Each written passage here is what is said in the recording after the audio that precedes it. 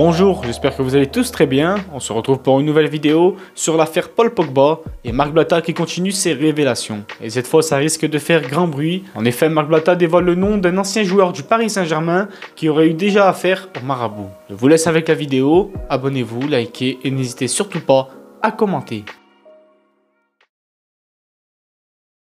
Salut à tous la famille, j'espère que vous allez bien. On va tout de suite passer à l'épisode 2 de la fameuse histoire Pogba. Nous nous étions arrêtés hier à l'épisode 1, la rencontre du marabout.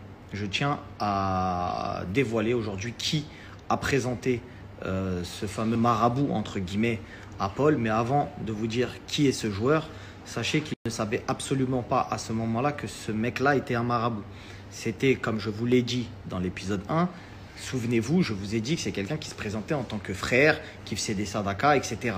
Et ce qui est positif pour ces joueurs-là, Paul et celui que je vais vous donner, c'est que c'est des gens qui ont voulu œuvrer dans le bien, qui ont voulu faire des belles choses pour leur religion, pour eux-mêmes, pour les gens, etc., etc. Donc cette personne-là qui a présenté le D, la personne que l'on appelle le D dans le milieu, connue de beaucoup de footeux, c'est donc le D contacte Serge Aurier pour vous récapituler un petit peu tout ça. Il lui dit « Frérot, il y a des gens qui veulent du mal à Paul, ils veulent lui faire de la sorcellerie, etc. Il faut qu'il fasse des protections. » Serge donne le contact de le D à Paul, etc. Ils les mettent en relation. Serge Aurier, le fameux footballeur Serge Aurier. Paul fait des sadakas et envoie de l'argent à l'ED, envoie beaucoup d'argent au D. Maintenant, quand il s'aperçoit, c'est là où on s'en était arrêté, quand il s'aperçoit que l'ED ne fait pas des sadakas avec l'argent, mais il fait des trucs bizarres, il entend des échos un peu chelous, il coupe court. Mais quand je vous dis coupe court, c'est pas genre il lui dit ouais je sais qui tu es, etc. Il a honte un peu, tu vois, c'est grave chez nous. Tu vois, chez les musulmans, faire des trucs comme ça, c'est très, tu vois, c'est très très chaud. Donc lui, il s'écarte de lui, mais il lui met des skis. Tu vois, il lui dit pas frontal à la gueule, tu vois, il l'esquive par plein de trucs, genre ouais je suis à l'entraînement, je suis pas là, attends non, je peux pas, je suis occupé, tu vois. Il l'esquive de ouf. Pendant qu'il l'esquive, bien évidemment, il se confie à certains amis à lui, des amis proches, d'enfance, etc. Et il leur explique que ouais, il a envoyé beaucoup d'argent à ce mec-là et que il s'avère que ce mec-là était un usurpateur, qu'il ne faisait pas ça avec l'argent, etc., etc. Et ses amis, donc ses proches, ont vu chez lui une faiblesse dans cette histoire-là. Ils ont vu que c'était quelque chose qui était chaud et qu'il ne fallait pas que ça se sache. C'est comme s'il avait confié un secret et qu'eux ont vu une faiblesse en ça. Ils ont commencé à réfléchir à un plan.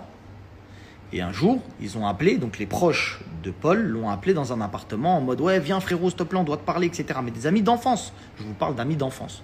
Ils l'ont appelé, ils lui ont dit « Ouais, frérot, vas-y, viens et tout. » Ils savaient qu'il était là.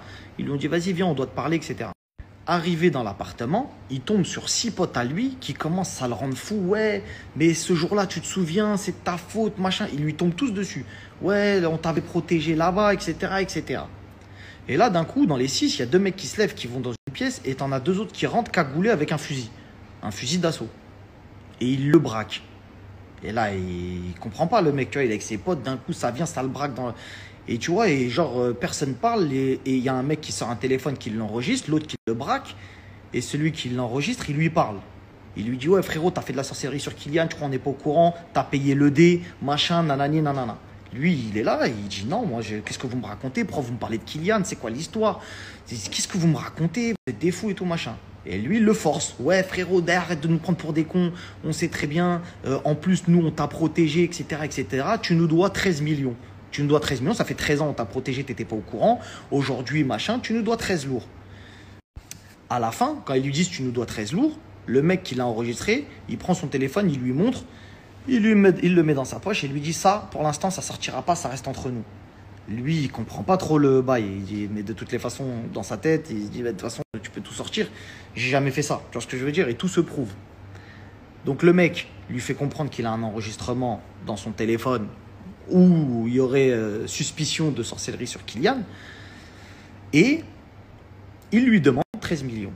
Sous la menace de l'arme, Paul accepte. C'est-à-dire, il est là, il est tenu en joue par un fusil d'assaut, ça vient, ça lui dit vas-y paye, sinon tu vas mourir entre guillemets, hein, tu vois le délire et on va te niquer ta carrière. Donc il dit ok les gars, bah écoutez, finalement il est en face de 6 personnes qui l'incriminent de plein de choses. Il dit ok les gars, je vais payer. La suite, demain, vous allez comprendre la dinguerie. À partir de moment, c'est là où tout se passe. À partir de l'épisode 3, c'est là où il y a le plus gros rebondissement de l'histoire. Donc je vous donne rendez-vous demain soir.